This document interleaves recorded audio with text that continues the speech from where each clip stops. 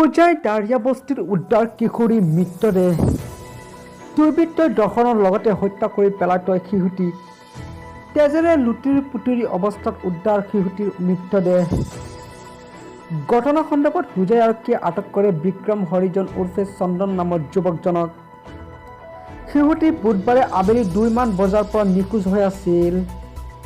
আজি পুৱাৰ ভাগত পৰিয়ালৰ লোকে বিচাৰ খোচাৰ কৰি এডোখৰ নিজান ঠাইত উদ্ধাৰ কৰে মৃতদেহ।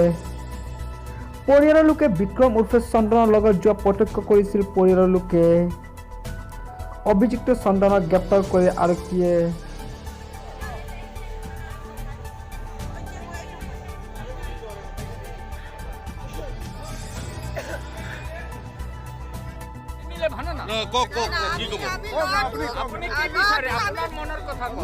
মোৰ মনৰ হ'ল ল'ৰাটো ফাঁচি দিবই লাগিব, কিন্তু ল'ৰাটো এনে এৰিব নালাগে। আজি যদি এটা ল'ৰা কৰিলে তাক এৰিলে আকৌ নেক্সট বাৰ বেলেগ ল'ৰা কৰিব। চবৰ ছোৱালী আছে, এইটো কৰিব লাগিব, ফাঁচি দিব লাগিব তাক। ফাঁচি লাগিব, ফাঁচি নিদিলে মোৰ মনটো শান্তি নহ'ব। आफ्नो भाषा ना भन फाँसी चाहिन्छ मलाई, फाँसी त्यसलाई फाँसी दिनुपर्छ नभए हुन्न। फाँसी मलाई चाहिन्छ, जसरी मेरो छोरीको परान त्यसले लियो त्यसको परान मैले लिन्छु।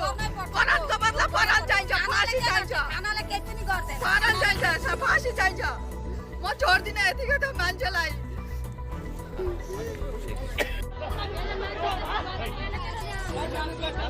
मेरा मन जो है वो दर्द चला मेरे आप ऐसे क्यों किया? मतलब अरे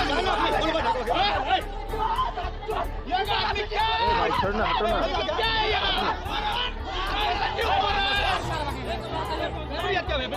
हम लोगों का क्यों हो रहा है यहाँ पे? अरे भाई मनवा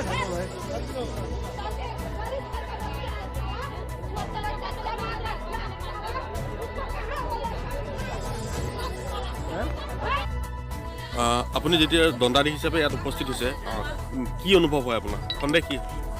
প্ৰথমতে যেতিয়া আহিছোঁ খবৰটো পাইছোঁ, খবৰটো আহি যেতিয়া আহি পাই বডিটো দেখিছোঁ, তো বডিটো দেখি মানে নেচাৰেলি গমেই পাই যে সৰু ছোৱালী এটা 5 বছৰ হয়। মানে বডিটো পজিশ্যন, বডিটো মানে কাপোৰ সেইবোৰ চাই পৰা কেছটো মানে পূৰা ক্লিয়াৰ কাট হয় কি কেছ আছিলে বুলি আহিয়ে মানে গম পাই গৈছোঁ মানে যে কি হৈছে বুলি। তো তাকে মানে অলপ কথা চথা পতাৰ পিছত বা এনকুৱাৰী কৰাৰ পিছত গম পাইছোঁ যে ৰেপ হৈছিলে। যোৱাকালি ইভিনিঙৰ পৰা ছোৱালী নাইকিয়া আছিলে বোলে। তো ৰাতিপুৱা বাপেকে সেই বডিটো দেখিছে, সেইকেইটা আহি গম পাইছোঁ আৰু বডিটো চাই বা ইয়াত মানুহ এটা বহুত ইনকুৱাৰী কৰি সেইবোৰ কথা গম পাইছোঁ। ধৰ্ষণ কৰাটো সত্য? অঁ সত্য। এতিয়া ৰাইজে ইয়াত উত্তপ্ত পৰিস্থিতি কৰি তুলিছে। আপুনি যিহেতু চৰকাৰী ফালৰ পৰা আহিছে, আস্থা কি দিব? স্থানীয় যিসকলে প্ৰতিবাদ কৰিছে বা যিসকলে ন্যায় বিচাৰিছে তেওঁলোকে কি আছে দিব?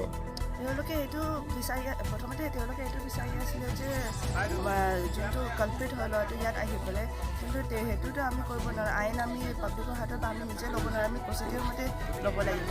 আমি প্ৰথমতে মই এতিয়া আহিছোঁ ৰিকুৱেষ্ট কৰিবলৈ বা এনকুৱাৰী কৰিবলৈ, ল'ৰাটো আমি অলৰেডি ধৰিলোঁ। তো বাকীকেইটা আমি প্ৰচিডিউৰ ৱাইজ যাম। আমি এনেকৈ কলপ্ৰিট এটা হ'ল বুলি আমি নিজে আইন মানে পাব্লিককো বা আমি সেইটো ল'ব নিদিওঁ, আইন নিজৰ হাতত আমি নিজে ল'ব নোৱাৰোঁ। তো প্ৰচিডিউৰ মতে দিওঁ। তো সেইকাৰণে পাব্লিকে সেইটো ক'ব বিচাৰে যে আপোনালোকে নিশ্চিন্ত থাকক। মই আহিছোঁ, আমাৰ পুলিচ চেণ্টাৰ আছে আজি, যে সেইটো চাম যে সেই ল'ৰাটো আমি ল' মতে গৈ পিনি সেই তাক মানে আমি এৰি নিদিওঁ। তাক মানে যি তাক তাৰ কি ক'ব আপোনাৰ চাজা বা যি হ'ব সেইটো আমি মানে যি আইন প্ৰক্ৰিয়াভাৱে ল' মতে তাক যি দিম ফিট মানে তাক কি দিব মানে কি পানিছমেণ্ট দিব লাগে সেইটো আমি এনচিয়'ৰ কৰিম। আৰু পাব্লিক সেইটো মানে সেইটো আমাৰ ওপৰত বিশ্বাস ৰাখোঁ যে আমি মানে একো মানে আল পাল নকৰোঁ, যে প্ৰচিডিউৰ ল' মতে গৈ পিনি তাক মানে পানিছমেণ্টটো পূৰা ফিটকৈ দিম।